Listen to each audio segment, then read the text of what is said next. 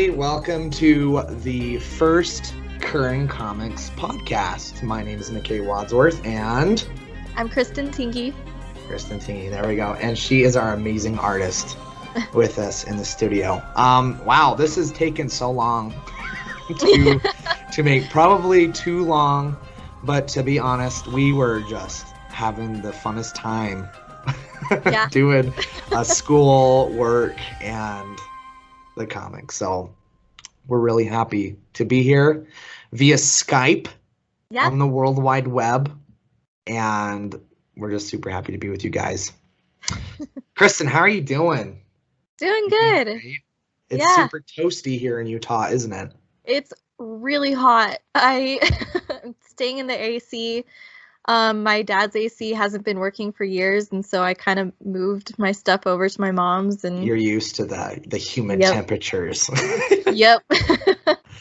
Oh my gosh. I just got back from an amusement park that we have here in Utah called Lagoon, and I lost my voice because of all the rides I went on, and my face is burning crisp red. So if any of you are like looking at me and you're like, that is not how I imagined McKay sounding, I don't smoke 6 packs a day. I am a very normal person. I'm just like, I have a normal voice, I swear. But too much fun at Lagoon.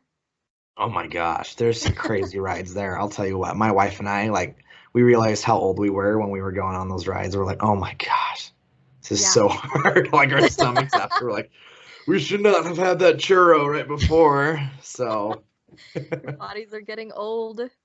That's it. But I got my Stormtrooper mug. Woo! This is my amazing mug, so that will keep me well hydrated throughout the podcast. So very excited. We wanted to do a Skype podcast / show, for a little, just to show us. I think it's kind of fun to see us and talk, plus we have an awesome logo that we get a rep. Kristin, she sent me 2 logos. One was black and it was super epic, and then the white one, I was like, which one would she do? I think she's gonna do black, and so I went white. Oh, I actually all thought about doing black. I don't know why I went with white. Oh, I didn't. No, it's okay. We had the issue where it's backwards, and so we had to flip it, and I didn't flip it for the black one, so I just went with this one. It's okay. I was like, this will work. I was laughing because I was like, she would do the same one as me. It was super funny. That's all right. All right. Well, we have a lot of stuff to talk about. First point is, how did we get started doing this? I think this is a really great question to start off with. So the true story of how I actually started this, and many of you have probably read this on our newsletter that we do on our Patreon page, is that I was making a gift for my wife. And I love The Office. Pam Beesly is a super funny character, and I love her to death. And I was thinking oh my gosh, I would love to do that with my wife and just make this comic book for her about her cat. But she was my girlfriend at the time, so obviously the comic worked. Scored, and so I made this comic, and my sister-in-law, Chelsea Watts, who was the concept artist for Buttercup, made this amazing first issue.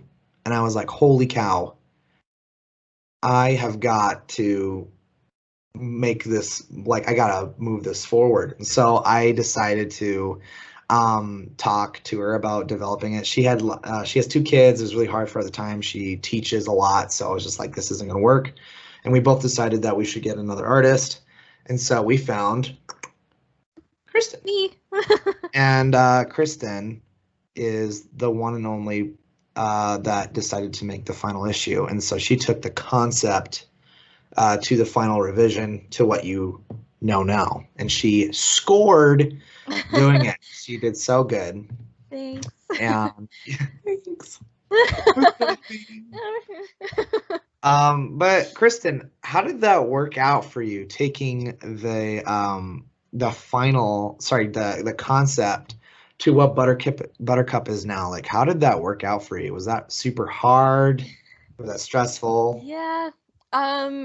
It was really nice to have the concept already kind of laid out. So I kind of had an idea of who is Buttercup, what does she look like, what is her character, and kind of seeing her with all of these aliens that she's surrounded by that Chelsea made. And I wanted to keep pretty much most of that design within Buttercup. And Chelsea did it all traditional art, pen and ink, pen and paper. That takes a really long time, and she did an amazing job. She did. She killed it. Yeah. And I literally remember I was like, I have got to get this like digitalized, because I have the final copy in my office, and it's in this really safe file. You know, like I consider it like one of the most important pieces. It's so Buttercup precious. Dump. Yeah. I mean, like, because if that gets jam on it, heaven forbid. Yeah, right? Like, Chelsea, can you sketch me another page? Or like, no, it's not gonna work. But luckily I have all the files, but like the physical format, that is like super precious. And I remember going to Staples and just like saying, hey, I gotta get this like formatted, and they helped me because I didn't want to mess it up because it's like expensive. Right. But like, yeah, in holding it in your hands, like the digital stuff, I feel like it's like, I think that's with any comic though, is when you hold a comic in your hands, it's so much different than looking at it on your computer. For sure. But like seeing what Chelsea did was just so incredible. And I was worried because I was like, I wonder how she's gonna do this. Like how, so what was like the first steps? Like, what did you first try to do to like kind of get your mind in the universe? Yeah, I kind of, I did my own sort of concept art on the side with lots of sketches and development ideas, such as like Buttercup's gun. And this was the first time that I've ever done this. Otherwise, I've just been YouTubing everything and researching everything, because this is eventually the industry that I want to go into, is visual development. Yeah. So it was really great to have that practice with the comics and with what Chelsea already made, to kind of take what she made and then add more to it. And that, you know, kind of comes with like putting in details and color and things like that. And I noticed she had some backgrounds in the issues that she made, or the issue. And backgrounds in landscapes are so difficult, because they are, yeah. You're creating an entire, like, a room or an environment, and there's so many perspectives. And so I knew that I had to bring that into the next issue, the digital version of it, because I had the advantage of it being digital. I have all of these fancy tools where I can kind of make life a little bit easier. Way easier. Way easier. It is definitely still a challenge, but it's, so much easier than traditional art, because then you have to get your ruler out and your perspective and all of that. And I think that was the hardest thing for me, because I am not used to doing environment design.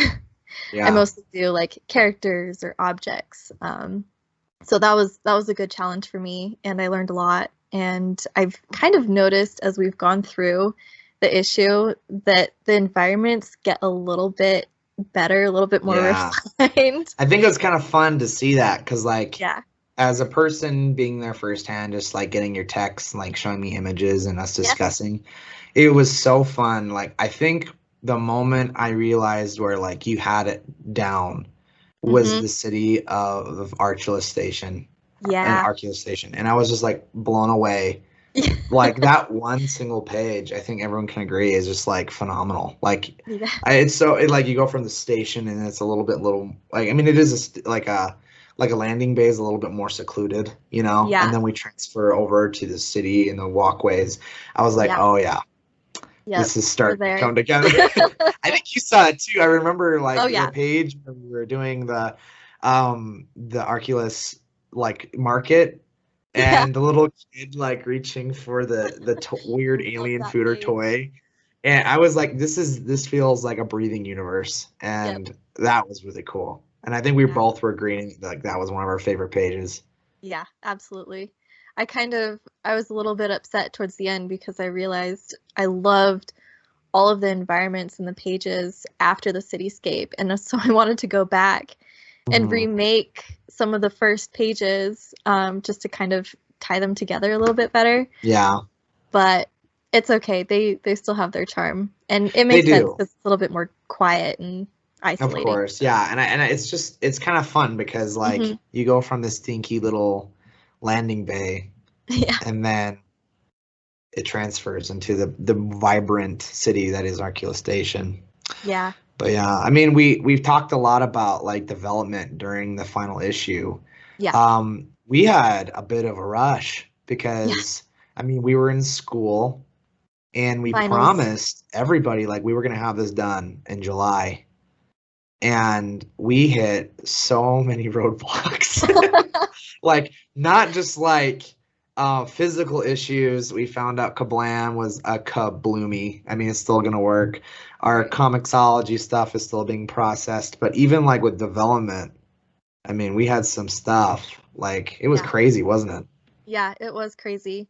There were a few days where some of the roadblocks, like my laptop overheated. Oh, I remember that. That was horrible because I couldn't do anything. It was like the internet was gone, the computer was gone, everything was gone. I couldn't do anything. I couldn't even play a game to pass the time. Like that was rough. Like this is I'm gonna have to Yeah. Yes. I don't know what you did. Go pick some grass. Exactly. There was another time where Photoshop stopped working and my pen, my stylus had to be updated. Photoshop had to be updated. Yeah. Jake stole again. Come on. Tells you how much I work in the art, guys. Yep. 0. Well, now you're part of the world. Now, well traversed, I'm learning with everyone how it all works. She doesn't have to sharpen a stylus. I'm sure everyone else knew that. It has to be downloaded instead of sharpened. Oh yeah, you gotta re-download your stylus. That'd be so mean. It'd be like video games where you have to like pay extra for like all that. You're like, oh my gosh.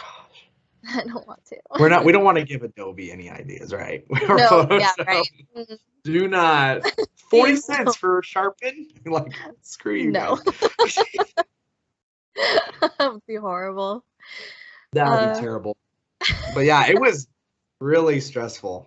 Yeah. It was. I remember because we had a weird system. I mean, we were just talking about right before we started this podcast. Kristin's like, hey, I got a new idea. How about we just do all the sketches first? Yeah. Well, we didn't do that before, but literally this is how it works. She'd send me a sketch. Yep. And I believe where it really got hard was when we were working on combat.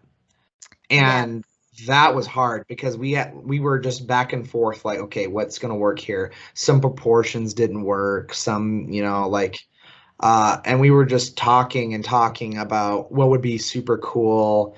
I gave like Kristin homework to watch some Bourne, and I don't even know what you did. Nope. I did watch. Look, watch Bourne. Oh, you did go on YouTube. I did go to YouTube.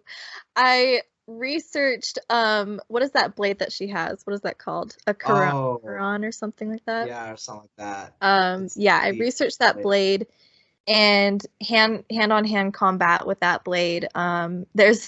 There's a lot, but everyone, because the blade is actually smaller in real life and her blade is so much bigger. It's massive. It's huge. Yeah. So we had to cut that. I remember we had some huge discussions about making that a sword and a knife. Yeah. And we went through a lot of debate, but we just finally decided to do two knives, and she's gonna have a sword. Yeah. We discussed. I think it's fun to share it. We'll tear it. Her sword, essentially, this is the hilt, my mechanical pencil, but essentially it's going to go, and it's going to like come out. I don't know if you guys seen the original Star Trek movie.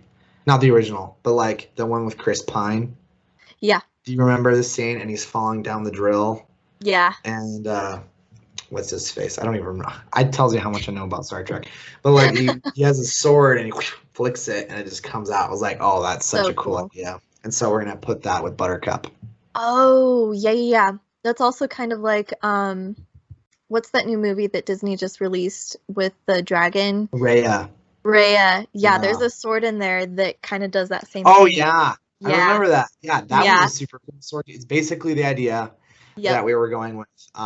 We had a lot of ideas for weapons for Buttercup. Her pistols, geez, how many drafts? Like the draft you see on Instagram is not the one we went with. Like we really were trying to I think we overcomplicated it at first. I Yeah. remember like we were trying to figure out like how to do like a tri-shot. Yeah. Where it was like a camera, and we were just like, you know what, let's just Can't make tell you it. how many guns that I have drawn now. It's You're crazy. a gun specialist, and you didn't do that before, did you? No. Mm-mm. That was not your thing, and you No. learned a lot about it. I sent you Yeah. how many pictures of like World War II guns Oh my and gosh. I have a whole Pinterest board of guns, like real guns that are of today, and then science fiction guns that other people have created. I have just all the guns in my head now. That's so cool. Because like it's just really interesting because I think both of us we delved into different like writing categories. Like I usually didn't write comics.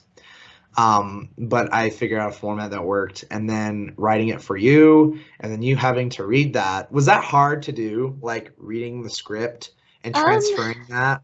Not too bad, because you had the panels and you had them kind of organized as this is the script, this is what they're going to say, and then this is the description of what that image would probably look like and like what the actions are. And then it was also nice to be able to read through all of it and see the panels that come next. So I can kind of plan ahead of like, oh, this character is on this part of the room, so they need to be over here by this part. Yeah. When they're talking or whatever. I really tried to write it as simply as I could. Our editor, Jake, he was just like, holy cow, you have some serious errors here. And I was like, don't just ignore the panel descriptions. I was like, just focus on the dialogue and the captions. Kristin understands my gibberish. Just go for it. And he was like, oh, okay. And so Jake, our editor, really had a fun time editing. Some good work to do. Oh my gosh, he's a good kid. That was funny. But yeah, it was really fun writing that. I even writing issue 2. I'm gonna start issue 3 here pretty soon. I'm so excited. I've read through issue 2. I know what happens next. I'm not gonna say anything, but I'm excited. What did you think of issue 2 without spoiling it? What did you think? I am really excited to develop and create this new atmosphere that she's stepping into. Yes. Is that a good way of saying it? We'll delve more into the new atmosphere once we answer some fan questions. I think would be the appropriate time to discuss the new atmosphere. Yeah, it's been so fun. Well, let's go ahead and jump into fan questions. Cool. We had a lot of really great submissions. We got some stuff through Patreon, through Instagram. But someone said what they're really interested in is the races and the shipbuilders are similar and different. How do the histories of the races affect their initial designs? So the first ship we see is the Prowler, Buttercup's amazing freighter class ship. How did that work for you? Because honestly, Chelsea didn't really have a ship that she created. She kind of created like this little nose of it. She created the dock out image where Buttercup walks out, which is an awesome image, but she didn't really create the spacecraft. But we see a couple in the hangar. What inspires you when you are doing that, and like what is your plans for the future? Like how did you do that?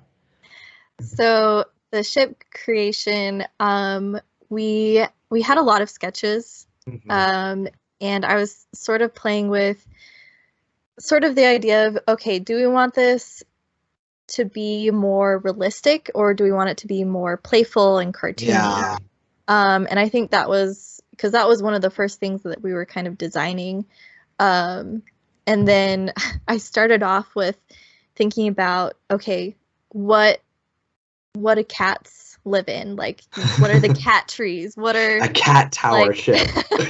maybe even like That a was not cat a litter sketch. box? Like, what do those look like? And so I started off with putting like cat bubbles, if you've ever seen the cat backpacks with the big bubble. Oh yeah. And they can see. So I was thinking about that a little bit. And then I started to realize these are kind of funny looking. Like they're a I little remember bit, those. yeah. A little big and boisterous. Very, very cartoon like, very like traditional spaceship, except with that cat element. And so then I started to play with things that were a little bit more like Star Wars inspired, so a little bit more realistic.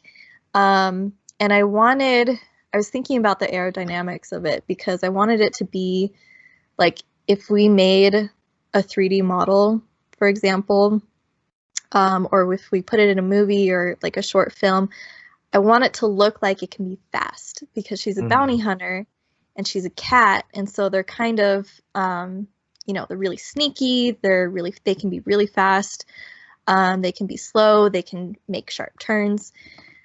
So I wanted to make it flat and aerodynamic, so it needed to be smooth in a way. And I think I got inspiration from the cat's claws. So if you look underneath it, it has all of these points. So that's how I added the cat element to it. Was the claws, I guess. But it took a while. I think we spent maybe a couple weeks to a month on. Yeah. I mean, like, it's kind of funny because, like, with original sketches, I remember, like, when we agreed, like, yeah, let's do this. We went through, I think, at least like a month or two of just sketch work. I remember Buttercup even went through some serious sketches, but the ships, I mean, one of my favorite ships that you did was in the hangar to the left, and it was like the two aliens, and they're arguing, like, give me that, whatever thing, you coordinate, and they're like, whatever, I can't find it, whatever. They're having a little banter. That ship looked so much like the Moana, like the ship off of Guardians of the Galaxy. What's it called? The Moano? I don't remember the name of it. The main ship in Guardians. Yeah, like Chris Pratt's ship, Star-Lord ship. I was like, that looks just like that ship, and it looks so cool. And that's awesome. It's gonna be cool. We have lots of plans for ship design in the future issues. So if you really want to see more of that, don't worry. Rest assured that's coming. Oh yeah. Okay, next question. We're looking on our Patreon here, but Sonny said, I'm not looking for any spoilers, so feel free not to answer. But how did Buttercup go from a house kitty to her? Excellent question. I'm not going to tell you anything. I will tell you this. There is a process that happens with the Bastian race that they use to go from their main form that you see Buttercup in to their Terran form that you see her turn into. But there will be an issue that will explain and show the audience how that works. So rest assured that info will be coming. So no worries. No worries. Okay. Someone said, you guys have a lot of species in this issue. So is there going to be a series mostly about exploration, or will there be a larger threat? Evil King, space monster / apocalypse supernova, a super weapon? That's an excellent question. So basically what we're planning on doing is in the next issue, you guys will sort of be interested, like not interested. You will be introduced to the main villain of the first volume that we're working on with Buttercup, and that's the Tula Corps with the Bovian Empire, the cow race of aliens. So we're gonna show some sketches of those guys here pretty soon. I think you're gonna see them mostly around issue 3, though. Issue 3 will have that race heavily involved, but Buttercup's going to be dealing with a lot of cows. I like to imagine them kind of like the Manitors on Narnia. Is that what they're called? We did a lot of sketch comps. That's actually like one of the races that we did a lot of sketches for the future. Yeah, right. Correct. We did so many. We even had some friends of ours do fan art. Yeah. of the race. They're a big one. I think that's a really hard race to work with because if you think of a cow, they are really bulky and there's not really any flattering features about them. Not at all. At all. Did we talk about like how to make female? Because one of the main characters is gonna come and she's gonna be a female Bovian, and we're like, where in the heck do we put the udders? Yeah. We're like, oh, such a serious question. And it sounds stupid, but we were like, we cannot barnyard this race or people will laugh and they can't. I mean, they're already having a hard time taking the series seriously with a cat bounty hunter. Right. We're gonna another main character, and she's got like obvious cleavage coming from her stomach, and we're just like, this is weird. It's a weird thing, right? Really like weird. We were like laughing because we were seriously like debating where the heck to put the udders on these aliens, and we're like, this is weird. Didn't we end up deciding just to cut it basically? Like they're gonna wear clothes. Cut them out. We're just gonna like hide everything under clothing, so you're not actually gonna know. Yeah, you're not gonna be seeing any nudity of the Bovians. So sorry for all of you that were really wanting that, but that's gonna have to come down later with a further Patreon subscription. If you pay us like $50, we'll start sending you our Bovian then you can have the nude cows. Oh my gosh. I just think it's so weird because like stuff like that, because in this story there's a lot of Terran/Earth animals that are aliens. Not a lot of them, but some of them that come into light. And so to make them into an alien form that's believable was really difficult, especially the Bovians.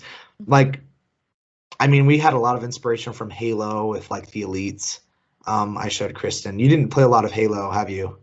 No, but I have a friend who played a lot of Halo, and so I talked to him about it. Images. I was like, here's some elites, you know, and that's one of the main reasons. Like, we like the way that their hooves were shaped, so we really like that. But to answer your question, Sonny, yes, the Bovian race is going to be the main villainish type group in this.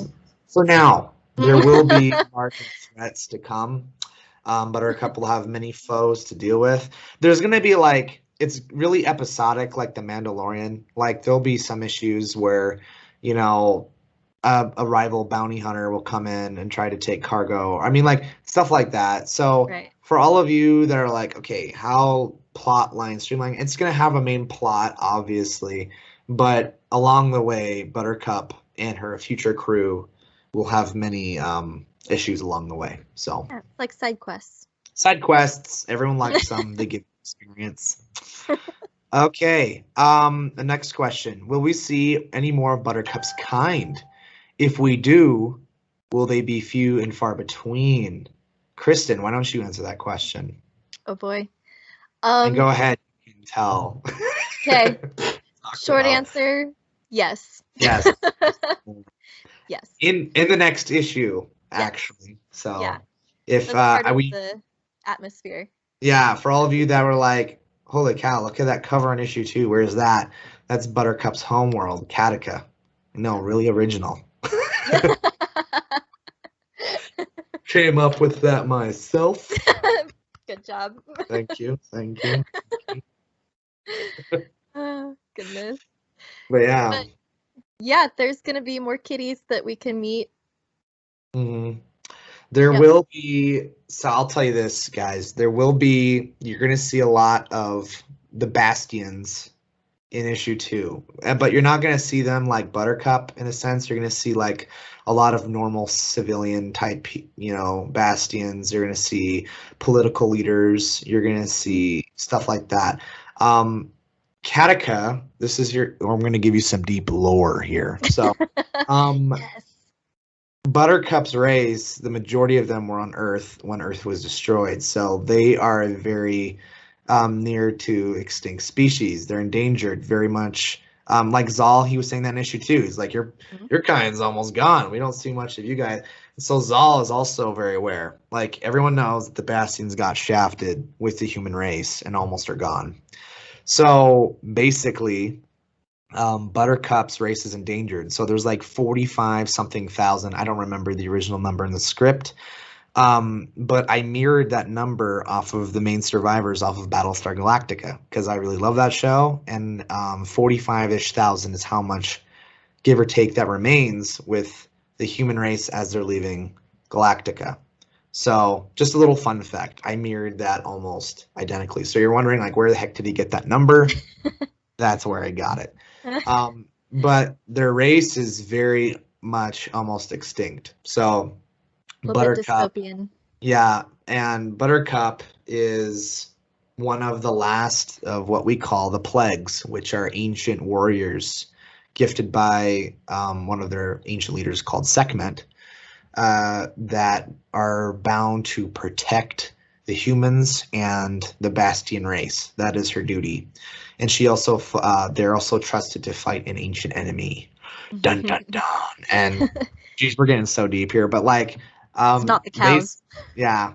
Well, not the cows. Remember, right? It was the right. The do that again. The snake race that we'll probably get into a little bit deeper. Right. So, if all of you are like, "What are they talking about? What's happened?" Yeah, don't worry. It's gonna go right over. We'll introduce it. Don't worry. But yeah, and I think that will go into the next question. Is Buttercup respected by her kind, a great hunter, or is she just average? So there's your answer, is that she is not average. She's very special. See, she is a plague. And plagues are protectors of Katika and of Terra. So along with Buttercup's arc that we see is that she's failed protecting Terra. She failed protecting the ones that she loves. And so she has a lot of remorse. So you're seeing this huge development of this character that really wants to find redemption for and gain back what she has lost. She wants to atone for what she couldn't save. Even though if it was beyond her, she wants to fix what happened. So we're going to be seeing a lot of that moving forward with the issue. I think it will be a really fun character to write for as well. Draw for.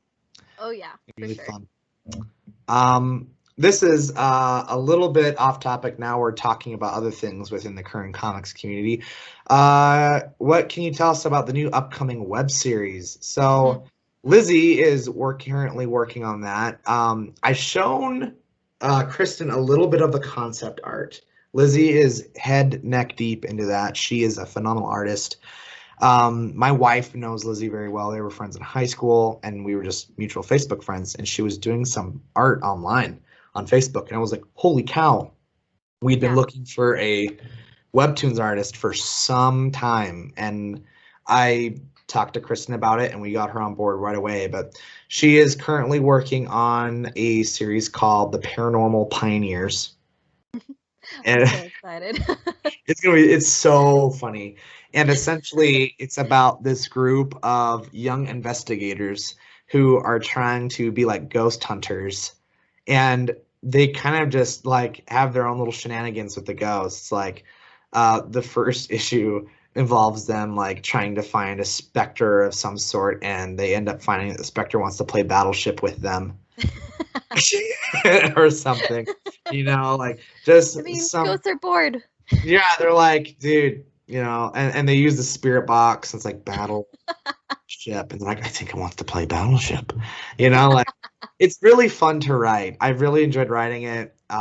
There's gonna be some super fun. There's like fun jokes in there. So if you love ghosts, if you love Halloween and just Ghost Adventures, we poke a lot of fun at Ghost Adventures, Travel Channel's Ghost Adventures. Have you ever seen that show? No, but I've seen other shows like Most Haunted and stuff like that. Everyone knows it's like, my name is Nick whatever, and I didn't believe it until I saw one. Like just stupid, corny, like, oh my gosh, are you guys for real? And so we really jab at that, and we think people really like that. Mm-hmm. Another series, it was just kind of like common sense for us to do, and Kristin was like in love with it when I told her. It was Wizards. Yes. Wizards is a comic strip. We haven't even started it yet because Lizzie's she's doing 2 series at once, and Kristin can bear witness. Art takes time, and especially doing like the first steps. You have to do concept sketches, all that stuff. So it's going to take a little bit more time. But essentially, Wizards is just going to be a bunch of like pop culture references, D&D references, just fun stuff like that. Like, it's so funny. This isn't going to be in the first concept strip, but like there's an idea, just to give you a reference, like they're just like on their brooms or dragons or whatever, and they're at like a traffic light, and Gandalf is like, "You shall not pass, you shall not pass, you shall not pass." I'm like, this guy again? Like really stupid stuff like that. So I think most, like, I don't know, we love D&D, right, Kristin? We love it. Oh yeah. And I think it's gonna be super fun to include that. There's so much you can do with it. So good. Yeah, I mean, like, we were wanting to do a comic strip with you, but like we just thought about it. Yeah, we really were thinking about it, but honestly, like with you going to graduate school in California and doing this comic series, it was just really, really a lot. Yeah. Yeah. As much as I'd love to, I don't remove your personal life immediately and just not enough hours in the day. If I didn't need to sleep, honestly, then we could do it. But can you imagine if we didn't need sleep, like what we could do? Oh my gosh. Oh my gosh. Double. The video games I could play, like, seriously. And finish. And finish. I know. I've started so many games and I'm just like, I can't play any of them. Oh my gosh. But it's been so fun. Yeah. I'm really excited. We're not planning on expanding. We've had a lot of people message us on Instagram saying like, "Hey, can we join you and put our series?" And they've been like fully finished comics. Remember that? Yeah, we've gone through some people, but we got to make sure Buttercup is at least on Comixology. I mean, you guys are getting the whole Patreon experience. You're paying and you're seeing all of this, but like, some people have been waiting and they're still like, "Where's your issue?" And I'm like, "It's coming, I promise. It's real." Almost there. But I mean, it's taken some time, but yeah. We're hopefully getting ready. I mean, Kablam, I don't even know if we've submitted that yet. Have we even submitted it? Not for Kablam. Not Nope, we didn't. No. But we're still working on Comixology. Wanted to get the digital out, and it's actually taking so long. And this is the thing, is that Kristin and I, we're both new to this. Like, we've never made comics before, so we're like, we have friends in the comic book community, the indie community, that give us tons of advice. Yeah. And they're like, "Oh yeah, expect a long haul, like 3 months to whatever month intervals before you get your comics." And Chris and I are like, "Well, we're gonna have like 3 issues done by the time, like the first one is released." I'm a little overreacting, but it takes a while. Like, didn't we just? So with Comixology, I believe it's like they just approved it, and now they're like processing it. And then if you have friends, or if you want to suggest it or review it, that would be awesome. If you can give it a star rating on there. It will be ready here pretty soon. We'll announce it on Patreon as well as our social media outlets. So it's coming along. Hoping soon. Crossed. Yeah, Kristin, I think we almost got a whole hour under our belt talking. Wow. That's impressive. It's been fun though. Yeah, it's been real fun. We're happy.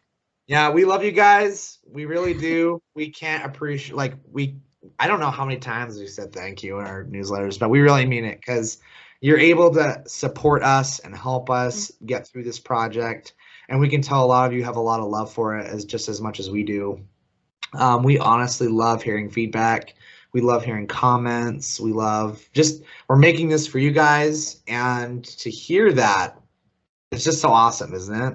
Yeah, it's really cool. It's really cool to see, like, what people think about it and their honest opinions of like I mean, people are so excited to read it, and it hasn't even really technically been released yet, and I feel really bad about that. But it's cool that having that much support even before people have read it is really pretty amazing. And it is, especially for like we just started. So I'm really excited to see where it goes.